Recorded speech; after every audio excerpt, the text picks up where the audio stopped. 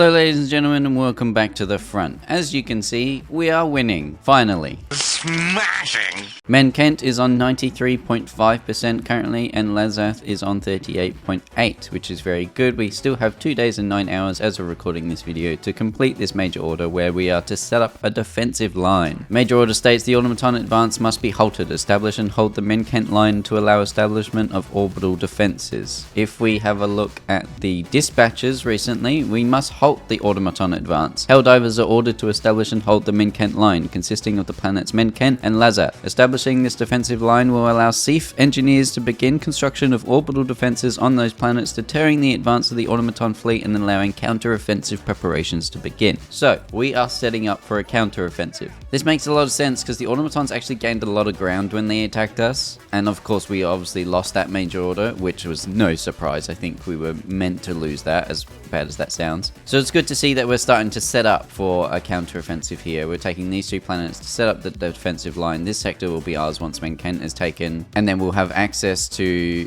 Penta, Court Bay, and Gu, or whatever. Bro, pronunciation of some of these planets, forgive, please. Yeah, but once we have Lazath, we'll have access to these 3 planets in this whole sector, and we'll be able to start taking it. Andromeda sector, I'm not entirely sure. I wish there were supply lines, man, because sometimes we're getting a bit confused. I'm fairly sure we'll still have access because we have a Seer Pass, which is what's giving us access to all these planets. I'm fairly sure that's what that is, so that's good. So once Hydra sector is taken fully, honestly, the Andromeda sector will be cut off, so that would also be a very good sector to take next instead of taking these 3 planets. So we've got options here for how to counter-offensive the enemy. I'm sure the major order will give us a proper direction to go in, whatever that next major order is for the counter-offensive. But I also want to bring your attention over to the Terminids, because they actually attacked Krimska and took it. Whilst we were too busy with the Automatons, the bugs are still going. Same with Hellmire. Now obviously they can't make their way back into the Umlaut sector because we set up that system where it basically deters them, eliminates them completely from this sector.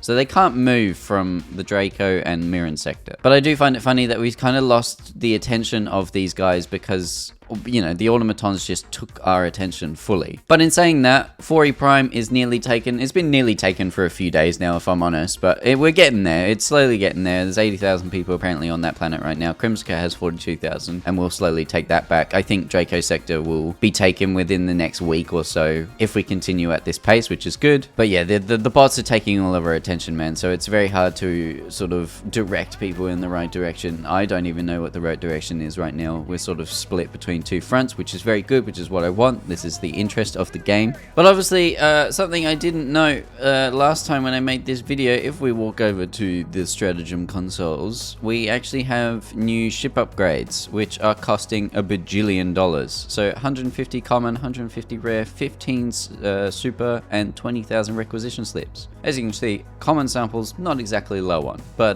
the other 2, I'm getting there. Apparently some of these are broken right now though, so just keep that in mind. Think about what you're getting. I did get the XXL weapons bay because I thought that was cool. It gives Eagle stratagems that drop multiple bombs, will drop 1 additional bomb, so a worthy upgrade in my opinion. I use Eagle airstrike all the time. You know, I used to use napalm a lot as well, so this is very useful. All these ones are pretty useful, honestly. So eventually I'll get them all, but it is a grind. As you can see, I've got 250 medals, which is the max if you didn't know, and I have nothing to buy in.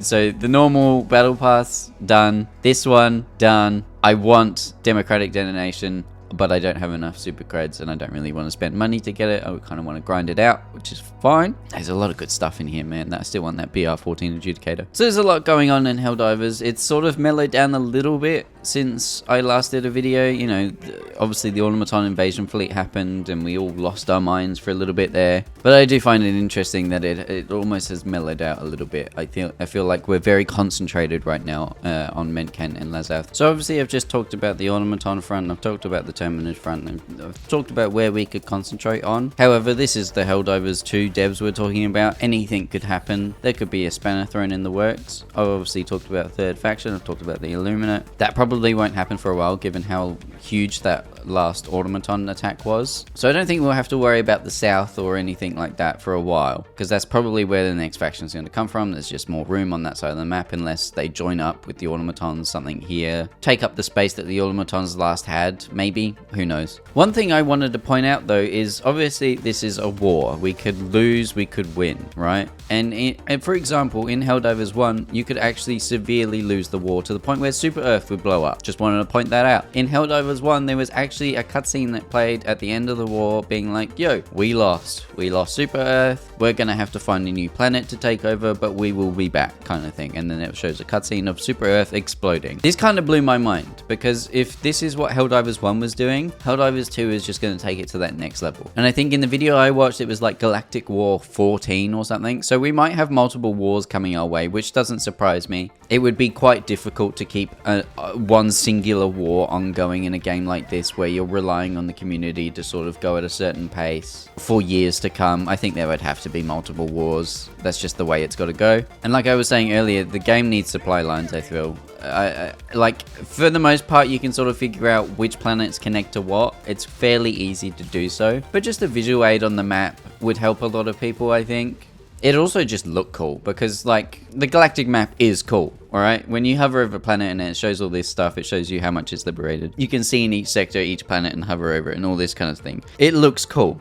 But having these supply lines or just extra information on the visual side of the map rather than just stats on the side, I think would just be a cool visual aid. Tactically, it makes more sense to have this kind of information for us, like the supply lines, maybe paths. Maybe like when we get major orders, there's a visualizer for where we're attacking, like a front line or some arrows pointing in a direction of our attack, or if we're getting attacked, arrows from them. We sort of saw that when the invasion fleet happened. We saw this little cool animation. I feel like that kind of thing needs to be done more often on the map of the game. I know it's such a small thing, I am nitpicking here, but it'd be just such a cool visual aid for the ongoing galactic war to have these kind of things. It would be cool if that invasion fleet actually stayed on the map. We could sort of see it. Maybe if we were getting attacked, we could see automaton ships hovering over the planets that are getting attacked. I know we obviously have defend in all block letters, but it would be cool to have like little ships hovering above it. Like, you know, we have our own super destroyer over a planet once we're over it. Why not have that for automatons? I don't know how you do that on the bug side of things.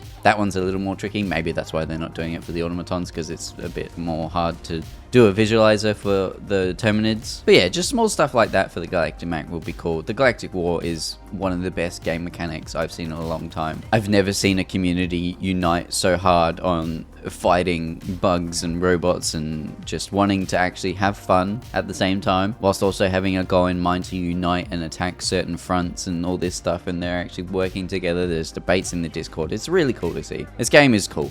I just love it so much. It's such a good game. But yeah, I think that's going to be all from me. Let me know down in the comments what you guys think of the Galactic War, what you think of the current major order. Maybe you have some suggestions for what could be added in terms of visual aids on the map, or just new mechanics for the Galactic War as a whole. Let me know in the comments down below. Like the video if you enjoyed it, subscribe for more Helldivers 2 content, and I will see you guys in the next one. Bye!